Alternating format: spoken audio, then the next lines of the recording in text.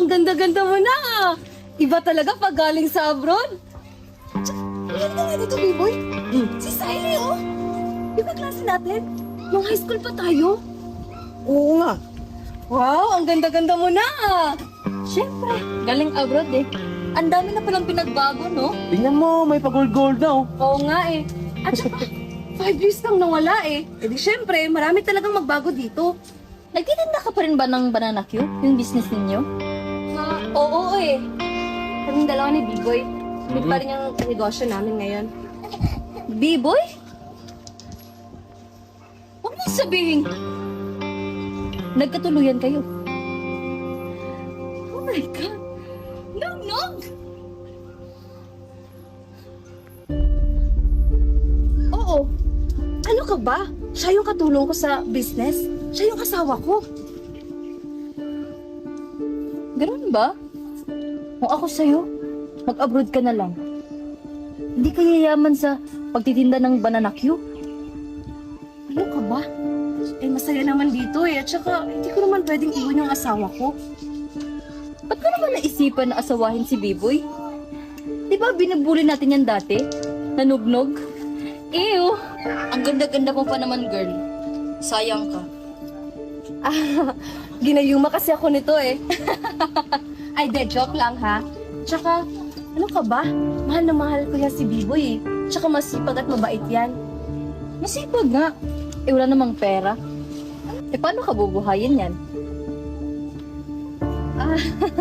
Pero naman kasi kami negosyo, no? Ano ka ba? At saka, may iba nga tayo. Ba't ka pala nagbakasyon? Kasi, babalak akong maghanap ng lote para makapagtayo ako ng sarili kong negosyo. Gusto ko kasi magtayo ng salon. Baka gusto mo magtrabaho. Iwan mo na yung pagtitinda mo ng banana Q.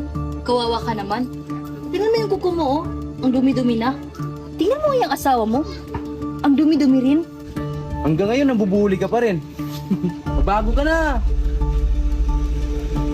Ano ka ba, B-boy? Iba na ako ngayon. High class na ako. At saka, iba kasi pag mag-abroad. Ikaw, baka gusto mo magtrabaho sa salon ko. Anak ko, hindi na Siley. At saka masaya naman kami sa negosyo namin eh. Di ba? Bakit? Matanong ko lang. Magkano bang sahod mo doon? 85,000 per month. Malaki ba, B-boy? Nakakalula, no? Alam mo, kanina pa ako nagtitimpi sa'yo.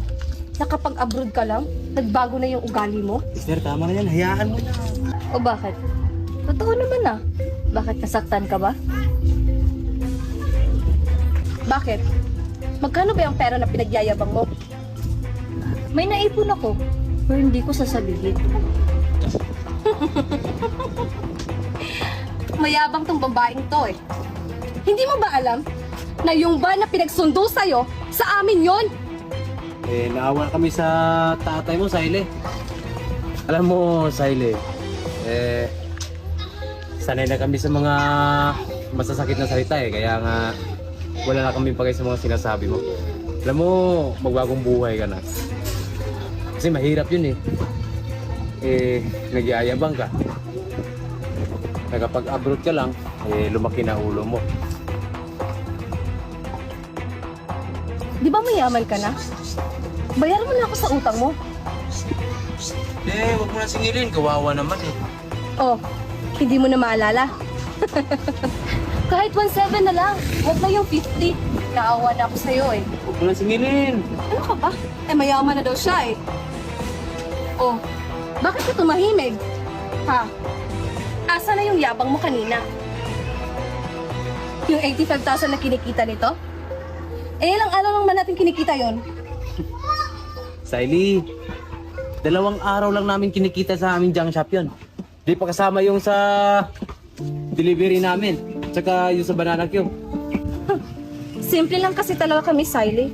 At saka, yung pagtatrabaho sa abroad, yung pagkukuskus ng bowl, hindi na namin kailangan yun. At saka, maganda na kasi yung negosyo namin dito. Magbabayad ka na ba? Eh, di ba may pera ka naman? Huwag mo na singilin. Ano ka? Hindi eh. Ginabangan kasi ako. 1.7 lang yan eh. Esther, pasensya ka na ha. Gusto ko lang talagang tumulong. Kaya nasabi ko yun. Ah, hindi. Huwag na. Nakapagsalita ka na eh. Nilalait mo kami. At saka, bumaba ka dyan sa motor namin. Amin kasi yan eh. Baba na. Bumili ko na lang sa'yo. Di ba mayaman ka? Tama Pasensya ka na ha. Ito naman. Kaso yung yabang mo ngayon, bakit hindi mo ipakita? Nakapag-abroad ka lang? Naging mata pobre ka na? Tama na. Tara na. Tsaka Saile, mamaya alas 7 ng gabi, opening sa bago namin restaurant. Dalhin mo na lahat ang pamilya mo ha. Asahan namin.